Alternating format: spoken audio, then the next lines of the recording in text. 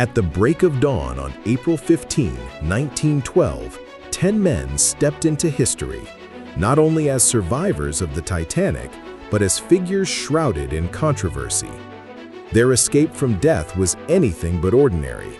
Some clung to an overturned lifeboat, others found shelter in the shadows of blankets meant for first-class passengers. Far from being hailed as heroes, many faced suspicion, even scandal, as the world questioned the price of their survival. In the stories that follow, you will discover moments of desperation, courage, and moral ambiguity. Stay with us. Each tale carries its own haunting revelation.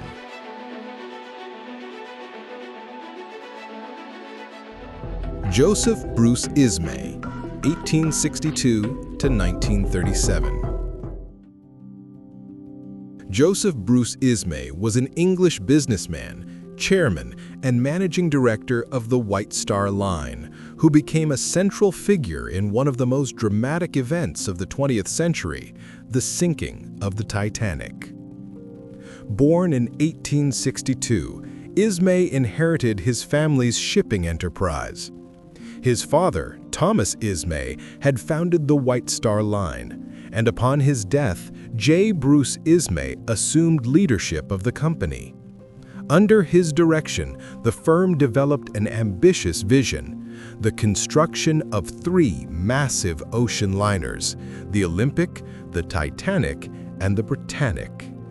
These vessels were designed not only as marvels of modern engineering, but also as symbols of British industrial power and prestige. In April 1912, Ismay was on board the Titanic for its maiden voyage from Southampton to New York. As company chairman, his presence underscored the importance of this historic journey. When the ship struck an iceberg on the night of April 14 and began sinking, Ismay managed to secure a place in one of the lifeboats, thus saving his life. It was at this point that his story became both controversial and infamous. Public opinion quickly turned against him. Many accused Ismay of cowardice, arguing that, as the head of the company, he had a moral duty to remain on board, sharing the fate of the ship, its captain, and its crew. The press vilified him, even dubbing him J. Brute Ismay, and his name became synonymous with shame and failed leadership. Some historians, however, have offered a more nuanced interpretation. According to certain accounts, Ismay boarded a lifeboat that still had empty seats, meaning his survival did not directly cost another passenger's life. Nevertheless, the moral expectations of the time weighed heavily against him, and his reputation never recovered. In the years that followed, Ismay largely withdrew from public life, living in relative seclusion in Ireland and England. He died in 1937. Ismay's story aboard the Titanic remains more than a personal narrative of survival. It has become a lasting symbol in debates over leadership, duty, and morality in times of crisis.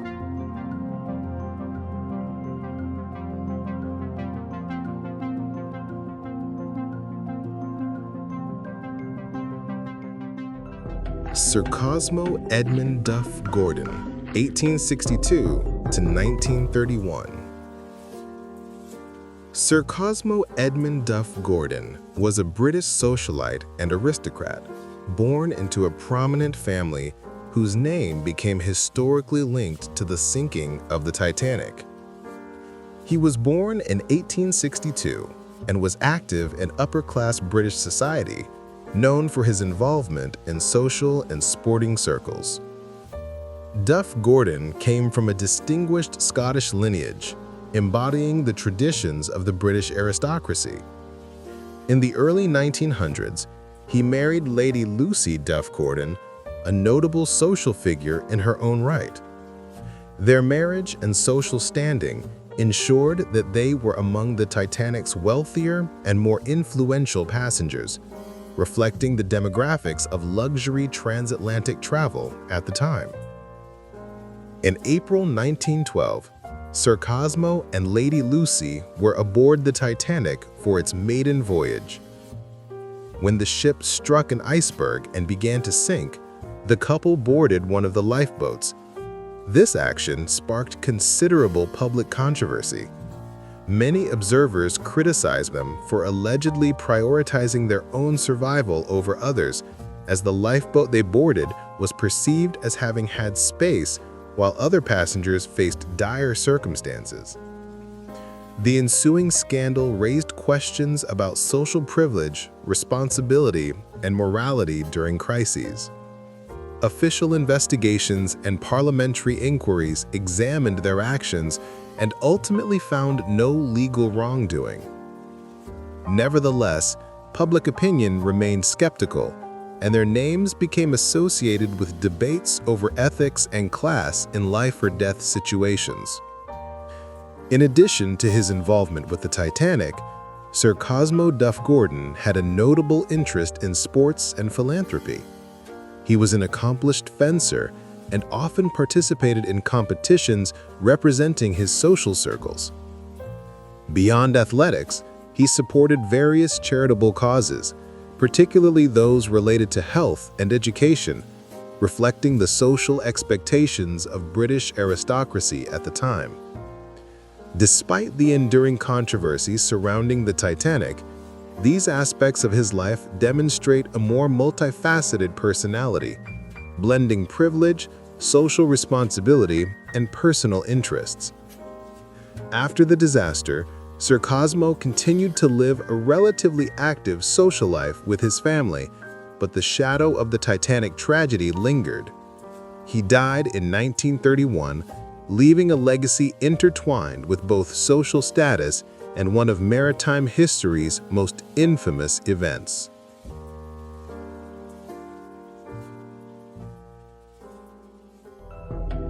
Daniel Buckley, 1890 to 1918. Born on September 28, 1890 in Boherbew, County Cork, Ireland, Daniel was the eldest of 9 children to Daniel Buckley Sr., a baker, and Abigail Sullivan. In 1905, the family relocated to Ballydesmond, then known as King Williamstown, where Daniel's father continued his trade. Seeking better opportunities, Daniel and several friends decided to emigrate to the United States. In 1912, they boarded the Titanic at Queenstown, now Cobh, Ireland, as third-class passengers. On the night of April 14, 1912, Daniel was asleep in his cabin when the ship struck an iceberg. Initially dismissing the incident, he soon noticed water flooding the steerage area. He attempted to alert his fellow passengers, but many were skeptical. After turning on the lights and confirming the flooding, they began to prepare to evacuate. During the evacuation, Daniel and his companions were among the steerage passengers who forced their way onto the boat deck. He testified that he assisted in placing women and children into at least 5 lifeboats. When 2 officers ordered the men to leave, a compassionate first-class female passenger concealed him under her shawl, allowing him to remain in lifeboat 13.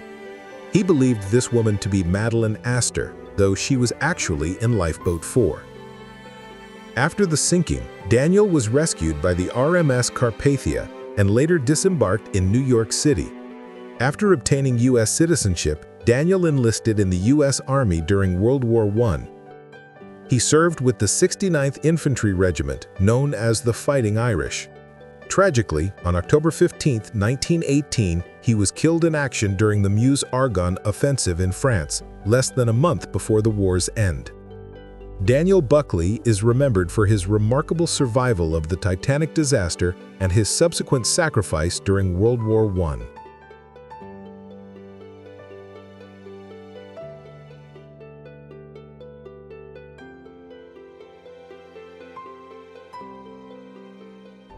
John Jack Borland Thayer III, 1894 to 1945. John Jack Borland Thayer III was an American businessman and heir from a prominent family, whose name became historically associated with the Titanic disaster. He was born in 1894 in Philadelphia, into a well-known and influential family, and from a young age was actively involved in social and sporting activities, a common pursuit among individuals of high social status at the time. Thayer represented the third generation of an economically and socially prominent American family. His family was well established in banking and investment, providing him with a comfortable upbringing and access to high-quality education.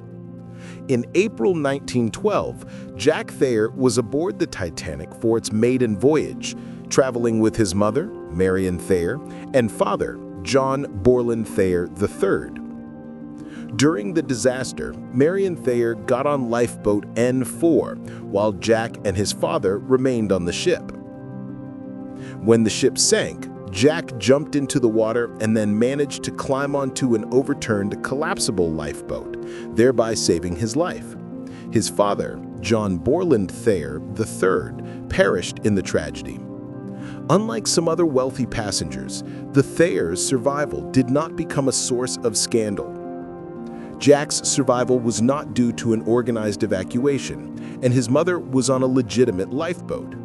This aspect of their story illustrates that their experience on the Titanic can be viewed from a more human and less scandalous perspective. In addition to surviving the disaster, Jack Thayer became an important chronicler of the Titanic tragedy. He meticulously documented the events of that night, describing the collision with the iceberg, the growing panic on deck, and the evacuation process. Thayer's detailed recollections, later shared in interviews and writings, offered crucial insight into both the ship's technical failures and the human experiences during the catastrophe. His accounts have since served as a primary source for historians and researchers. In later years, Jack Thayer remained active in American business and philanthropy.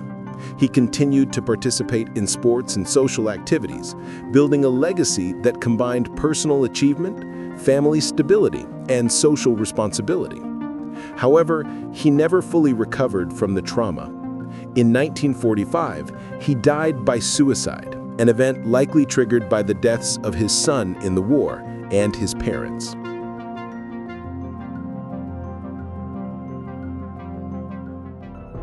Richard Norris Williams, 1891 to 1968.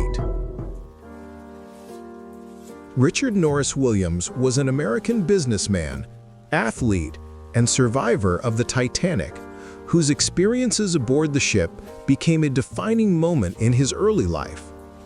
Born in 1891 in Philadelphia to a well-established and affluent family, Williams grew up with access to elite education and athletic training, fostering a lifelong passion for sports, particularly tennis and rowing, which would later define much of his public persona. Williams came from a prominent family engaged in banking and business, which provided him with both the social status and resources typical of America's upper class at the turn of the 20th century. From a young age, he excelled in athletics and was recognized for his discipline and competitive spirit. In April 1912, Williams was a passenger on the Titanic's maiden voyage, traveling with his family. When the ship struck an iceberg and began to sink, he found himself in the icy water and then managed to climb onto a half-submerged, collapsible lifeboat. His exposure to the cold water caused him severe frostbite. A doctor on the rescue ship, the Carpathia, recommended amputating his legs, but Williams refused, saying he was a tennis player and needed them. He regained the use of his legs through constant exercise. Following the disaster, Williams became a significant eyewitness to the events of that night. He recounted the chaos on deck, the rapid deterioration of the ship's structure, and the evacuation procedures. His first-hand accounts provided historians with invaluable insight into the human and technical dimensions of the tragedy, illustrating both the dangers faced by passengers and the bravery displayed by many during the crisis. After the Titanic, Williams continued to lead an active life, channeling his energy into tennis. He became a highly successful athlete, winning multiple national championships and earning a reputation as one of America's leading tennis players. Beyond sports, he was involved in business and philanthropic endeavors, embodying the blend of privilege, public engagement, and personal achievement, characteristic of his social class. Williams lived a long and influential life, remaining a respected figure in both athletic and social circles. He died in 1968, leaving behind a legacy that intertwined extraordinary survival, sporting excellence, and the experiences of one of history's most infamous maritime disasters.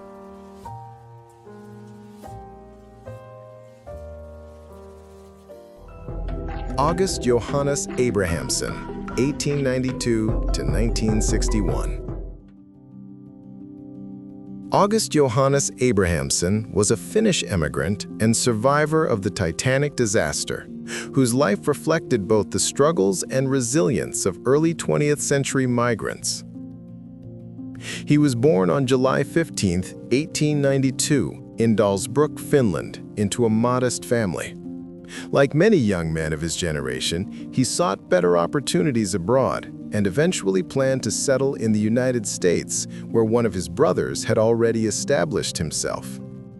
In April 1912, Abrahamsson boarded the Titanic at Southampton as a third-class passenger, holding a ticket purchased as part of a group of Finnish immigrants bound for Hoboken, New Jersey. His journey represented the hopes of countless Europeans seeking prosperity across the Atlantic. On the night of April 14th, when the Titanic struck an iceberg, Abrahamsson was asleep in his cabin. At first, he hesitated to act, but soon realized the seriousness of the situation as water began to flood the steerage decks. He quickly prepared to leave, alerting others around him, including fellow Finnish passengers. Abrahamsson ultimately managed to reach the boat deck and secured a place in Lifeboat 15. He was later rescued by the RMS Carpathia and brought safely to New York. Like many survivors, he was first taken to St. Vincent's Hospital, where he received medical attention before resuming his life in America. After the disaster, Abrahamsson remained in the United States. In 1914, he married Marta Johanna Nummelin, a Finnish immigrant, and the couple settled in Brooklyn, New York. He became a U.S. citizen in 1919 and worked as both a sailor and later a building contractor. While most accounts state that the couple did not have children, some historical records suggest they may have had a son named Arthur August. They built a stable life within the Finnish-American community. Abrahamsson lived quietly in the decades following the Titanic, rarely speaking publicly about the tragedy. He died in the United States on August 16, 1961. At the age of 69, and was buried in the Evergreen Cemetery in Brooklyn, where his wife Marta later joined him in 1978.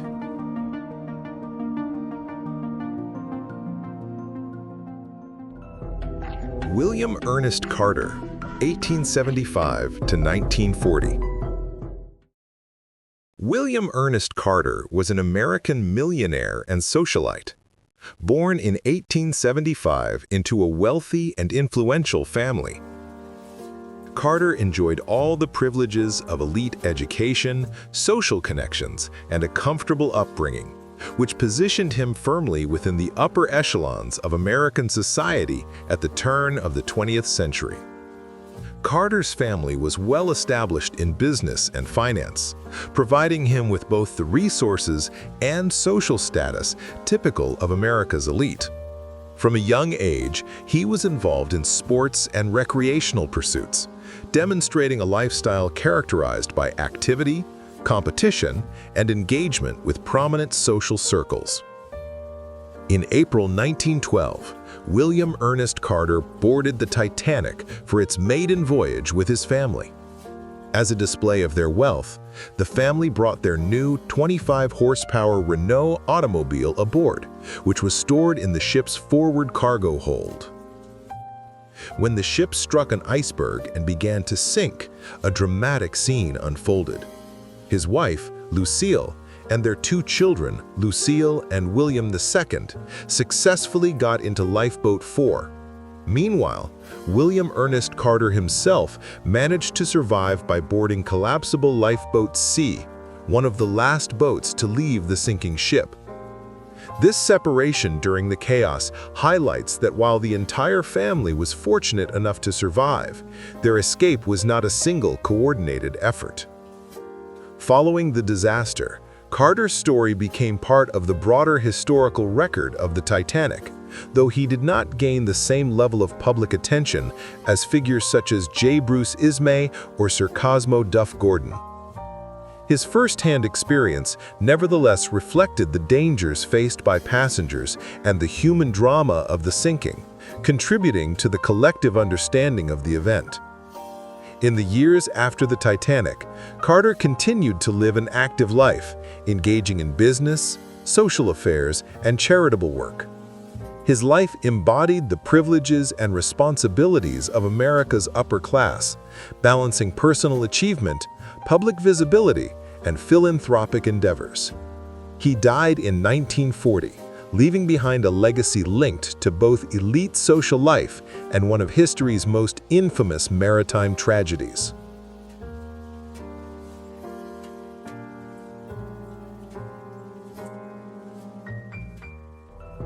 Sidney Clarence Stuart Collett, 1887 to 1961.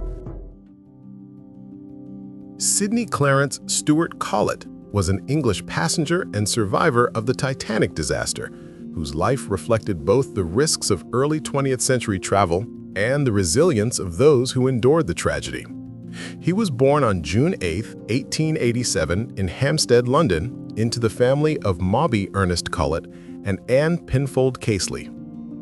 Raised in a middle-class environment, Collett grew up during a time when transatlantic travel was becoming both a mark of social standing and an opportunity for new beginnings. In April 1912, Collett boarded the Titanic at Southampton as a second-class passenger. His original travel plans had been disrupted by a coal strike in Britain, which caused numerous ships to be canceled or redirected, ultimately leading him to book passage on the Titanic. Holding ticket number 28034, which cost £10 and 10 shillings, Collett joined hundreds of other travelers heading for New York, many of them seeking adventure, work, or family reunification overseas. On the night of April 14, when the Titanic struck an iceberg, Collett was in his cabin preparing for rest. Awakened by the commotion and realizing the seriousness of the situation, he made his way through the crowded stairways and corridors toward the upper decks. Despite the growing panic, he managed to reach the boat deck, where he secured a place in Lifeboat 9. Hours later, he was rescued by the RMS Carpathia and safely brought to New York, joining the ranks of the fortunate few second-class men who survived. After the disaster, Collett continued his life quietly, avoiding the spotlight that surrounded many survivors. While he did not become a prominent public figure, his survival remained a testament to chance, determination, and the human instinct to endure in moments of crisis. Sidney Clarence Stuart Collett died in 1961 at the age of 74, leaving behind a story that connects the experiences of ordinary passengers with one of history's greatest maritime tragedies. His life serves as a reminder of how personal destinies were forever shaped by a single night aboard the Titanic.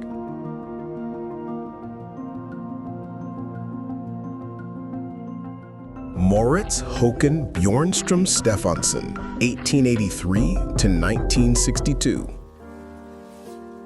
Mauritz Håkan Björnström-Steffansson was a Swedish businessman and heir to a wealthy and influential family.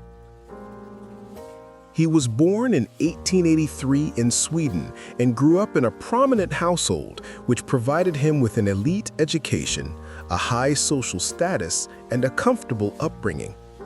His family's wealth came from business and industry rather than traditional aristocracy.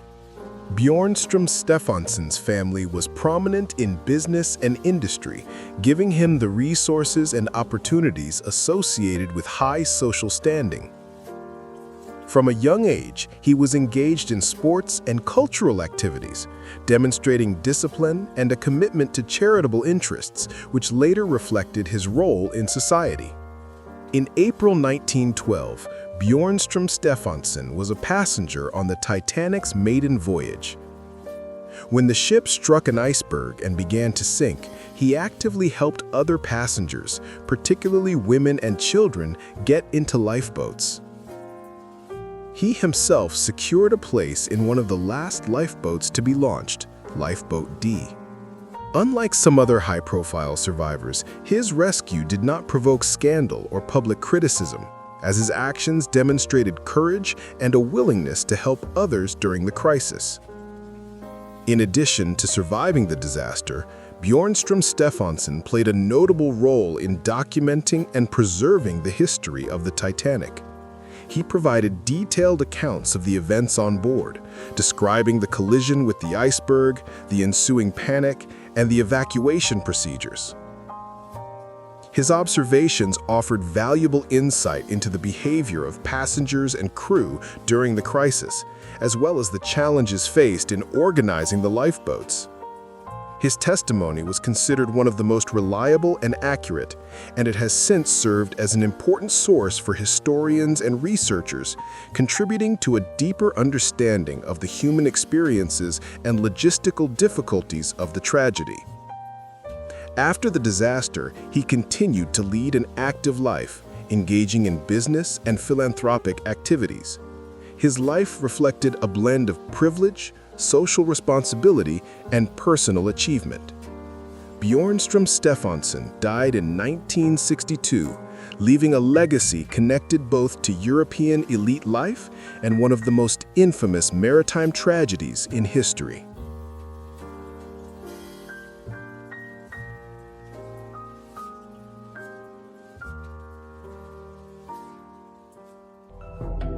August Wennerström, 1884–1950. August Wennerström was a Swedish emigrant and survivor of the Titanic disaster, whose life reflected both the challenges of early 20th century migration and the resilience of those who endured extraordinary circumstances. He was born on April 24, 1884 in Sweden into a modest family. Like many young men of his generation, Wennerström sought better opportunities abroad and eventually planned to settle in the United States. In April 1912, Wennerström boarded the Titanic at Southampton as a third-class passenger holding a ticket purchased for travel to Chicago, Illinois. His journey represented the hopes of countless Europeans seeking prosperity and new beginnings across the Atlantic. On the night of April 14th, when the Titanic struck an iceberg, Wennerström was asleep in his cabin. Awakened by the commotion and realizing the severity of the situation, he quickly made his way toward the upper decks and managed to secure a place in Lifeboat A. After the sinking, Wennerström was rescued by the RMS Carpathia and brought safely to New York City, where he began his new life in America. He settled in Culver, Indiana, and married Naomi Johnson, a fellow Swedish emigrant. The couple had 7 children and established a stable family life, reflecting the perseverance and adaptability of many immigrant families of the era. Wennerström continued to work as a gardener and remained an active member of his local community. He rarely spoke publicly about his experiences on the Titanic, yet his survival served as a testament to determination and courage in the face of crisis. August Wennerström died on November 22, 1950, at the age of 66, and was buried in the Masonic Cemetery in Culver, Indiana. His story remains a reminder of the ordinary people who endured extraordinary circumstances aboard the Titanic and of the enduring impact of that single night on countless lives.